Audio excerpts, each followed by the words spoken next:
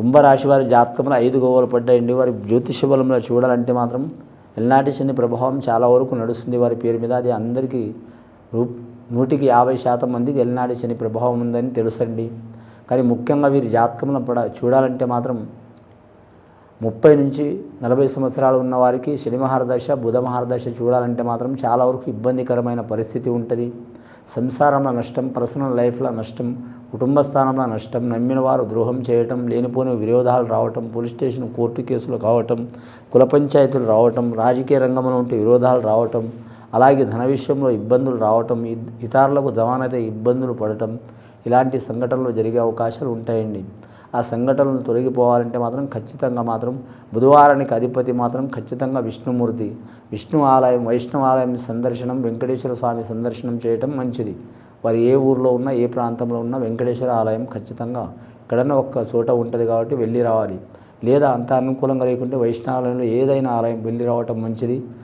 అలాగే ఈ రాశి వారి పేరు మీద 40 నుంచి 50 సంవత్సరాలు ఉన్న వారికి మాత్రం ఆరోగ్యరీత్యా సమస్యలు తప్పకుండా ఉంటాయి. ముఖ్యంగా వెన్ను మీద, నరాల మీద, బొక్కల మీద, అలాగే మాత్రం చర్మం మీద చాలా వరకు ఇబ్బందికరమైన పరిస్థితి ఉంటుంది. కుటుంబ సభ్యులతో చాలా వరకు విరోధాలు ఉంటాయి. మాట్లాడితే కొట్లాడినట్టు ఉంటుంది.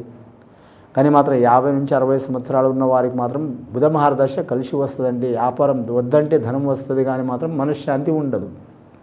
రాజకీయ రంగంలో రాణించే అవకాశం ఉంటుంది. దొంగల పోయినా, దొరల పోయినా, తక్కువల పోయినా, ఎక్కువల పోయినా, ఎక్కడ పోయినా గెలిచి వచ్చే అవకాశం ఉంటుంది. కానీ ఇంట్లో మాత్రం మనశ్శాంతి ఉండదు. కుటుంబ సభ్యులతో శత్రువులు లెక్క అవుతుంది.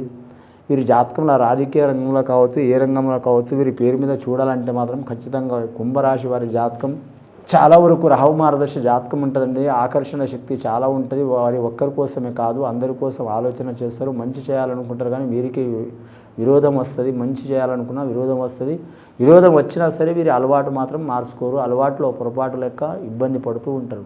కాబట్టి జాగ్రత్త పాటించడం మంచిది. చాలా వరకు వీరు నిదానం నడవటం మంచిది.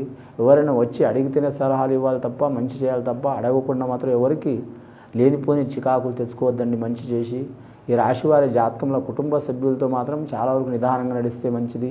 జ్యేష్ఠలక్ష్మి స్థానం అంటే ఉన్నది పోతుంది, మొత్తం రూపాయి లేకుండా కూడా పోతుంది. అలాంటి సంఘటనలు ఉంటాయి. కాబట్టి ఈ రాశివారు మాత్రం అత్యాశకు మాత్రం పోవద్దండి. ఉన్నదాంతోనే సర్దుకోవాలి. ఈ రాశివారి గుణం ఏముందంటే మాత్రం ఒక పని మొదలుపెట్టిందనుకో అది చేసేదాకా వదిలిపెట్టరు.